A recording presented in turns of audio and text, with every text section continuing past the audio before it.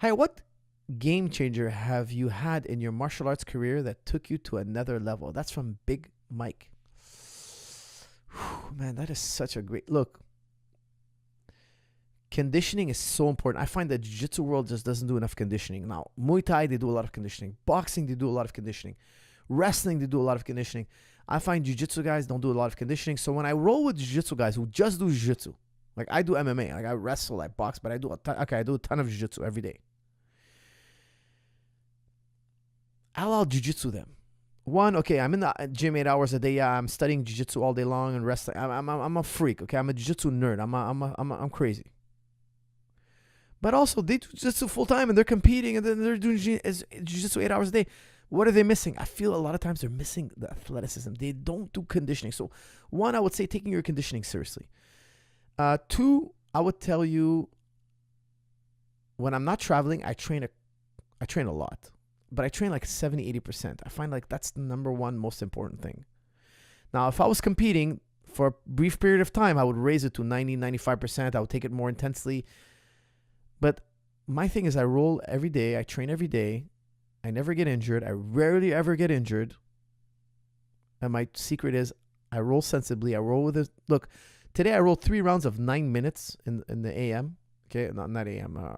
For me, AM is 12 o'clock. Okay, that's early. That's early practice. That's morning practice, even though it's afternoon.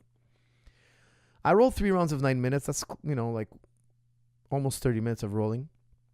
And then at night I rolled 3 rounds of 6 minutes. Okay, we changed the intensity, and that's 6 rounds. That's a lot. That's a lot of rolling. Now, tomorrow I'm gonna roll again. Now I might roll at 12 o'clock, and then at night I might do technique, and then I'll do conditioning. Sometimes I roll twice, and sometimes I do conditioning. I skip a roll. Sometimes I'll roll once and do conditioning at night. Sometimes I'll do technique 2 times, but conditioning 2 times. I never know. I always go by feel. So let's say tomorrow I'm rolling and my neck's feeling a little bit twinged. I'm not going to roll again at night. At night, I'm going to do technique. I'm going to do sequences. Then I'm going to do chest and back. I'm going to do neck exercises. I'm going to do strong and stable back. I'm going to do stability work, whatever it may be. I'm always constantly doing technique, rolling, and conditioning, constantly. And I fit them where I see fit, how I see my body feels.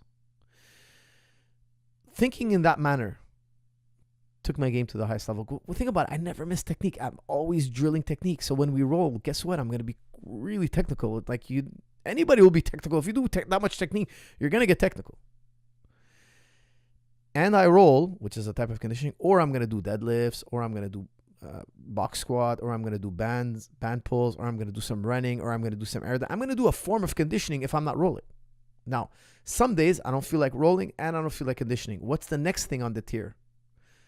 Okay, let's just do a little bit of abs. Let's just do, maybe a little stretching. Let's just work the stability ball. I talk about how to work the stability ball and strong and stable knees. I like you guys to train 3 hard weeks and the 4th week, make it lighter. That's when I implement the stability ball. I'm going to roll less. My conditioning is going to be half what it usually is.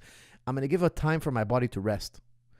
This training in cycles will keep your body healthy and strong, and it'll break you through plateaus. Because you need to allow for adequate recovery. In a nutshell, if I had to tell you it again, okay, this is basically, it's all in strong and stable knees, okay? It's in the PDF. Never train 100%. Always work with a margin of safety. If you're rolling at 70 to 80%, man, you're safe. You're rarely ever going to hurt yourself. I never miss technique. Never. I never miss technique. I always do technique. Even if I'm tired, even if I have my knee is sore, okay, I'm just going to do technique that doesn't bother my knee. And then I'm going to do something physical.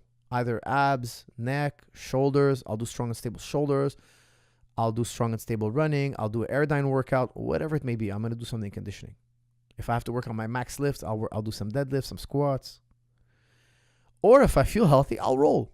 I don't necessarily have to roll every day. Now, sometimes I don't roll for an entire week.